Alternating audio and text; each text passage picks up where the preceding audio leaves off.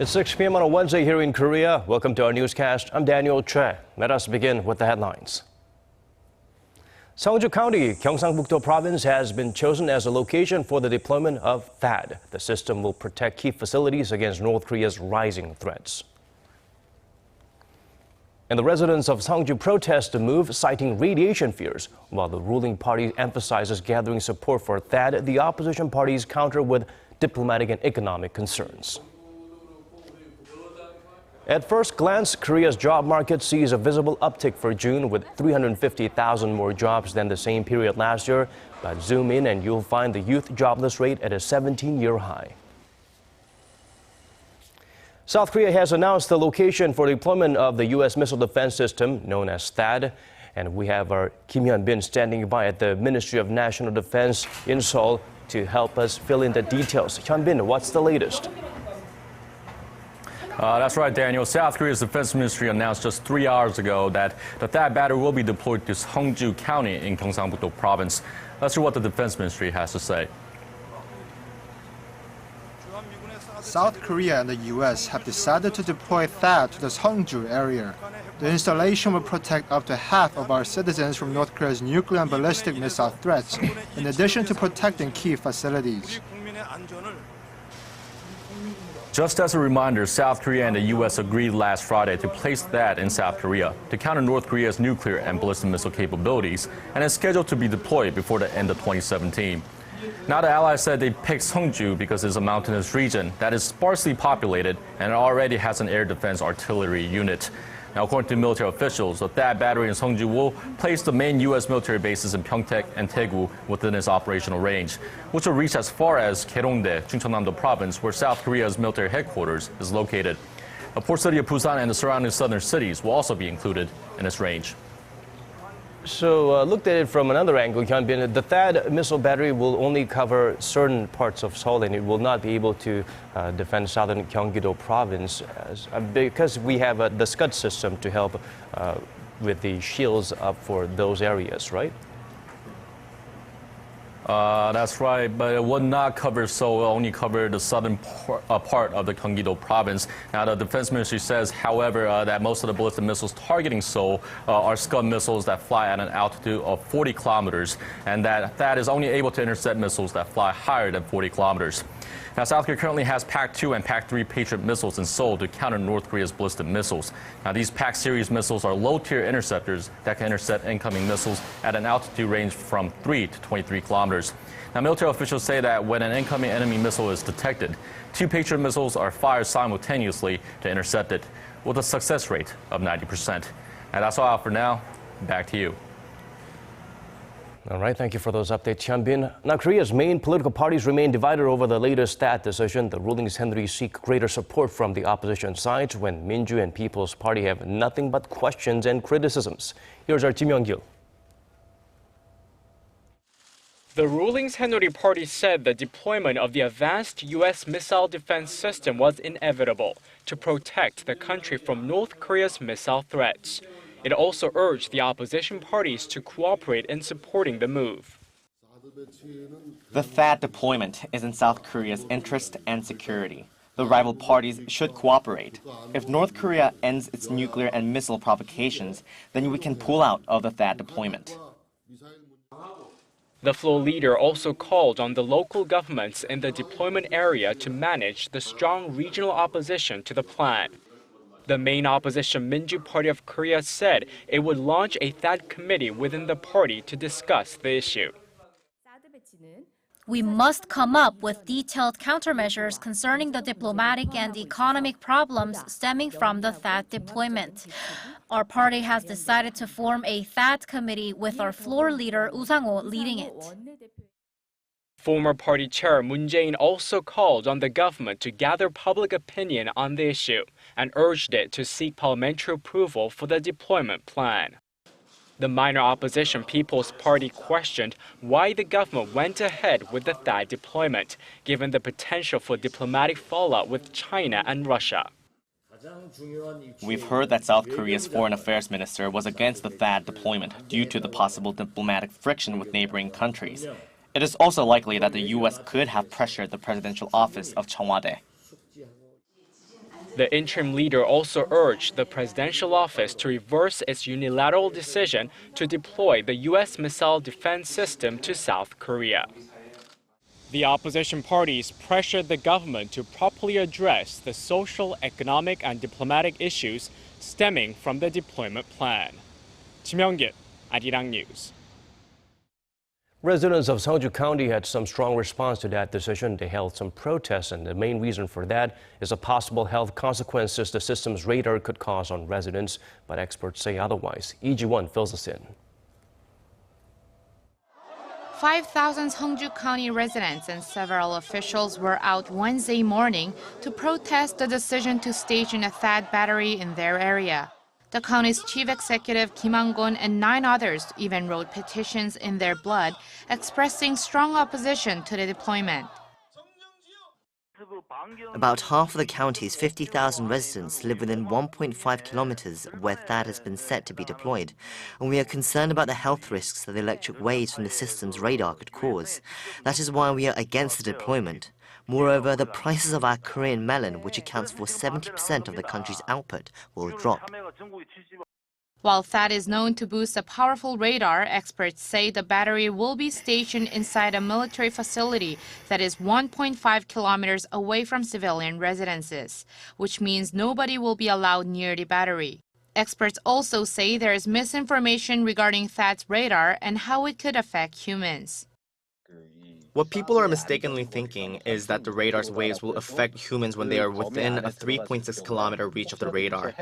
But that is a distance that could interfere with aircraft. In fact, the minimum distance for a person to keep is 100 meters when the radar is in operation. The expert added that the government needs to come up with practical solutions to ease the local community's concerns regarding the deployment, while ensuring that the health and economic welfare of residents will not be compromised from the THAAD deployment.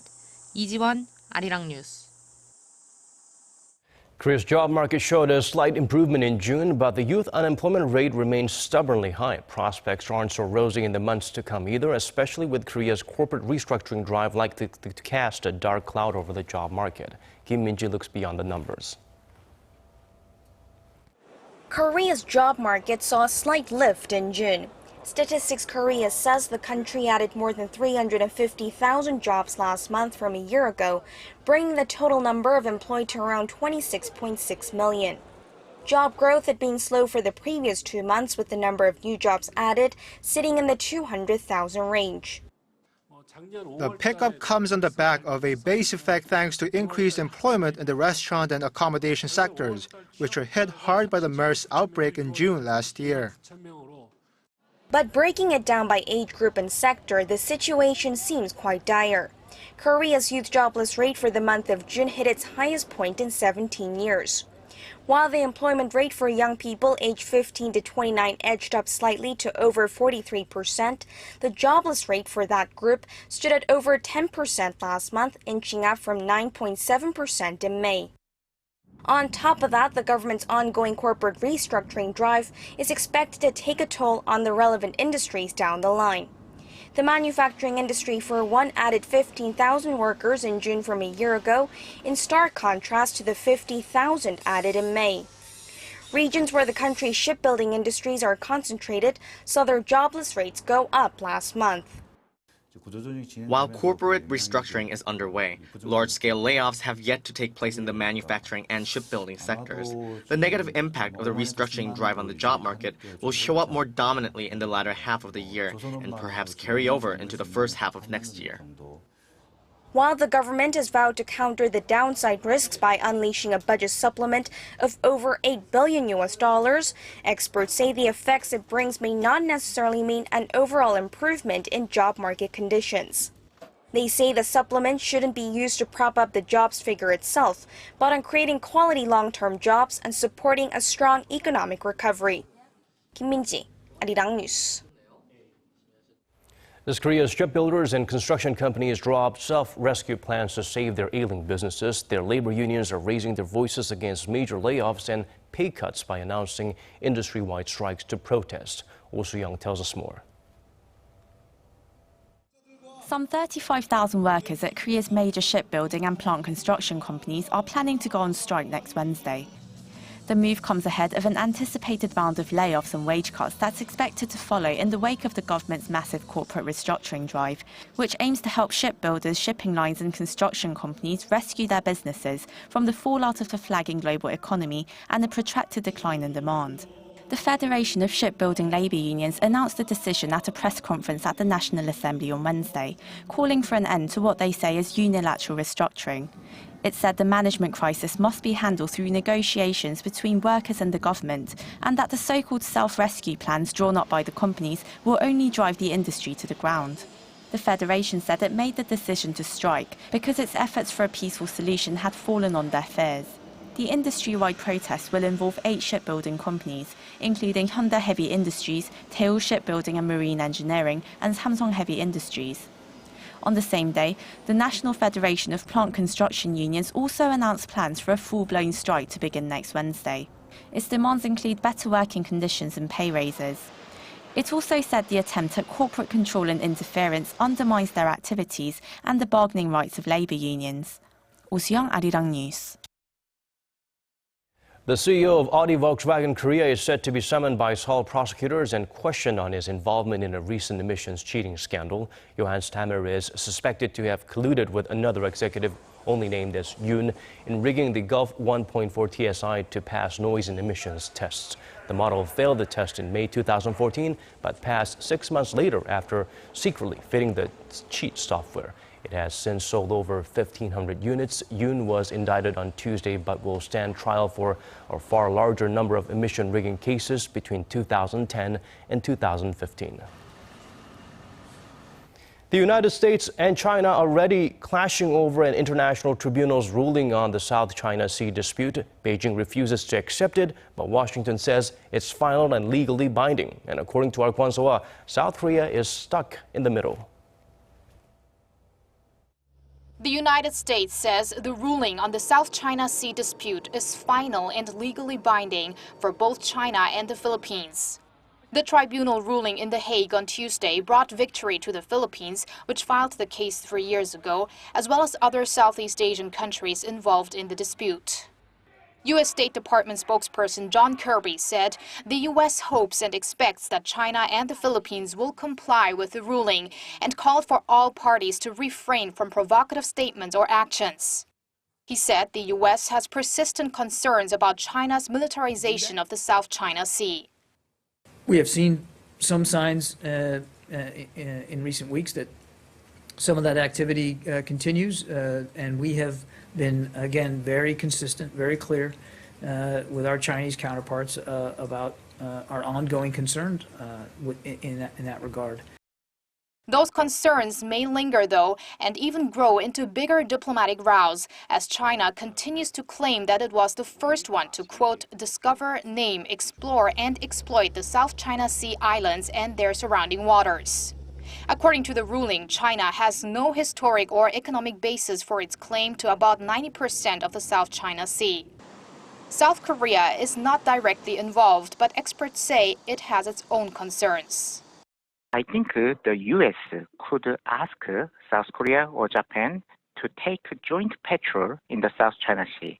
I think the Korean government should be cautious about taking the policy about the South China Sea because the Korean government actions for or against one superpower country would result in the opposition of the other superpower country. For now, the government is maintaining its ambiguous stance on the matter. South Korea's foreign ministry said Wednesday it's taken notice of the ruling and hopes that through it, the South China Sea dispute will be settled through peaceful and creative diplomatic efforts. Kwon So-ah, Arirang News. Moving on to other stories. For the first time in the United Nations history, candidates running for the Secretary General post gather for a televised debate. The topic, who is best suited to fill Ban Ki-moon's shoes? Park Ji-won files this report from New York. It's a historic event that has never taken place in the UN's roughly 7-decade-long history. The UN invited the candidates running for the Secretary General position to the UN headquarters General Assembly Hall on Tuesday evening to hold its first ever live, internationally televised debate. Addressing a packed hall of diplomats, UN officials, and journalists, as well as global viewers from around the world, the hopefuls laid out their case for why they should lead the UN at a time of multiple political, economic, and humanitarian crises. Audience members fired tough questions at the candidates on diverse topics ranging from climate change, UN Security Council reforms, to regional conflicts. The debate was live broadcast through UN Web TV and Al Jazeera. This event follows a series of 2-hour dialogue sessions separately held with each candidate over the past few months. The UN says they are part of efforts to make the Secretary General selection process more transparent and open to the world.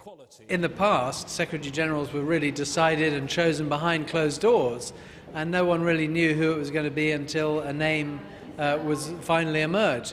But the President of the General Assembly, Måns Lukatoft, he wanted to make this much more open and transparent. The current UN Secretary General Ban Ki-moon has led the UN for almost 10 years, but his second and final term will finish at the end of this year. Currently, 12 people have officially registered for the top UN job, and sources here say the 15-member Security Council, which has the authority to select the next Secretary General, will start closely examining the candidates later this month. Park Ji-won, Arirang News, New York. That's all from us for this hour. Thank you for watching.